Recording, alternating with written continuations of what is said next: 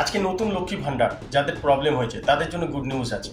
যারা নতুন অ্যাপ্লাই করেছিল তাদের অর্ধেকের বেশি টাকা ঢুকে গেছে, কিছু জনের প্রবলেম ফেস হয়েছে। যাদের যাদের প্রবলেম হয়েছে তারা কি এবার টাকা পাবে? আমাদের একজনের হয়েছিল, তার আমি নিজে থেকে সলভ করেছি। কিভাবে সলভ করতে হবে আমি বলে দিচ্ছি।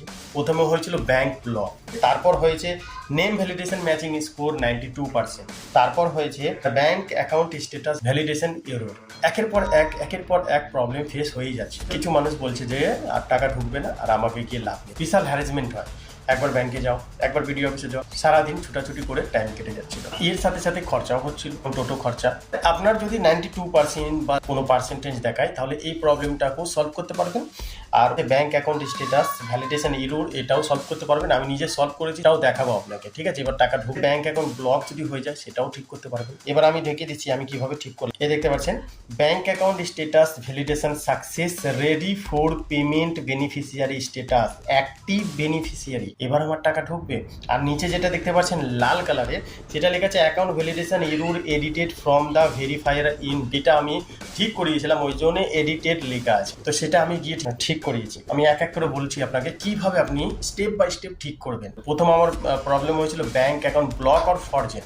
তো এই প্রবলেমটা আপনার যদি আসে তাহলে আপনার বোঝা যেতে হবে আপনার ব্যাংক ব্লক করে দেওয়া আছে। হয়তো এই কারণ হতে পারে যে আপনার ব্যাংকে লেনদেন হয়নি অনেকদিন, ওই জন্য ব্লক করে দিয়েছে, বা ফ্রিজ হয়ে গিয়ে থাকে, সাইবার অ্যাক্টিভিটি যদি হয়ে থাকে তাহলে ফ্রিজ হয়ে গিয়ে থাকে, এরকমও হতে পারে।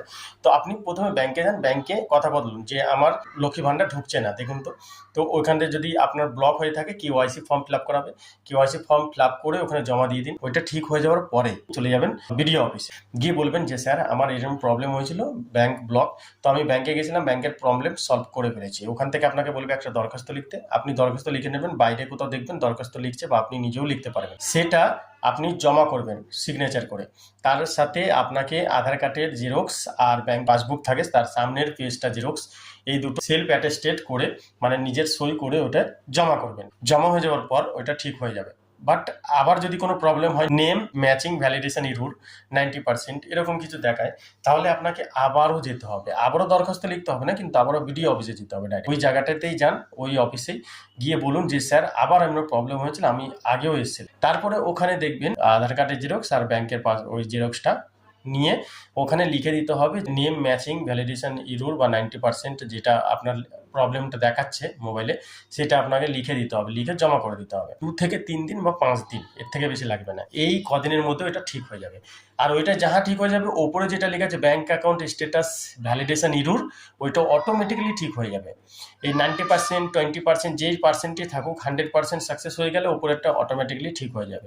পরের মাসে 1 থেকে 5 তারিখের মধ্যে বা 1 থেকে 10 তারিখের মধ্যে আপনার টাকা ঢোকা স্টার্ট হয়ে যাবে। এবার আমার পরের মাসে টাকা যদি ঢুকে যায় তাহলে আপনাদের সাথে অবশ্যই ভিডিওর মাধ্যমে শেয়ার করব।